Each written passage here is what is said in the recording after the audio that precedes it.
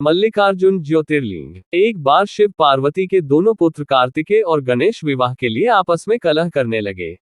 कार्तिकेय का कहना था कि वे बड़े हैं, इसलिए उनका विवाह पहले होना चाहिए, किंतु श्री गणेश अपना विवाह पहले करना चाहते थे।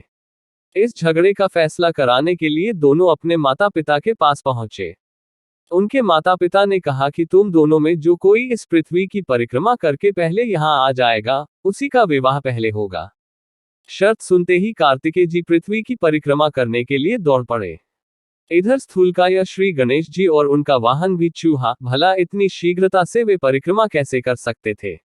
उन्होंने कुछ सोच विचार किया और अपनी माता पार्वती तथा पिता देवाधिदेव महेश्वर से एक आसन पर बैठने का आग्रह किया। उन दोनों के आसन पर बैठ जाने के बाद श्री गणेश ने उनकी 7 परिक्रमा की, फिर विधिवत पूजन किया। इस प्रकार श्री गणेश माता पिता की परिक्रमा करके पृथ्वी की परिक्रमा से प्राप्त होने वाले फल की प्राप्ति के अधिकारी बन गए।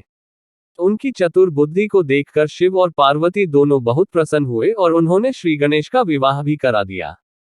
जिस समय स्वामी कार्तिकेय संपूर्ण पृथ्वी की परिक्रमा करके वापस आए, उस समय श्री गणेश जी का विवाह विश्वरूप प्रजापति की पुत्रियों सिद्धि और रिद्धि के साथ हो चुका था। इतना ही नहीं, श्री गणेश जी को उनकी सिद्धि नामक पत्नी से शुभ तथा रिद्धि नामक पत्नी से लाभ, ये 2 पुत्र रत्न भी मिल गए थे। भ्रमणशील और जगत का कल्याण करने वाले देवर्षि नारद ने स्वामी कार्तिकेय से यह सारा वृतांत कह सुनाया। श्री गणेश का विवाह और उन्हें पुत्र लाभ का समाचार सुनकर स्वामी कार्तिकेय जल उठे। इस प्रकरण से नाराज कार्तिक ने शिष्टाचार का पालन करते हुए अपने माता पिता के चरण छुए और वहां से चल दिए। माता पिता से अलग होकर कार्तिक क्रौंच पर्वत पर रहने लगे। शिव और पार्वती ने अपने पुत्र कार्तिकेय को समझा बुझाकर बुलाने हेतु देवर्षि नारद को क्रौंच पर्वत पर भेजा। देवर्षि नारद ने बहुत प्रकार से स्वामी को मनाने का प्रयास किया, किंतु वे वापस नहीं आए।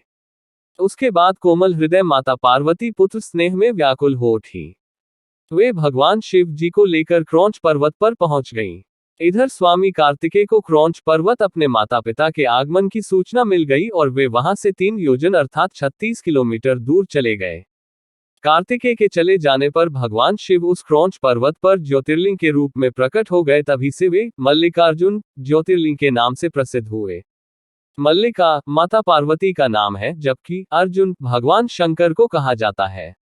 इस प्रकार सम्मिलित रूप से मल्लिकार्जुन नाम उक्त ज्योतिर्लिंग का जगत में प्रसिद्ध हुआ।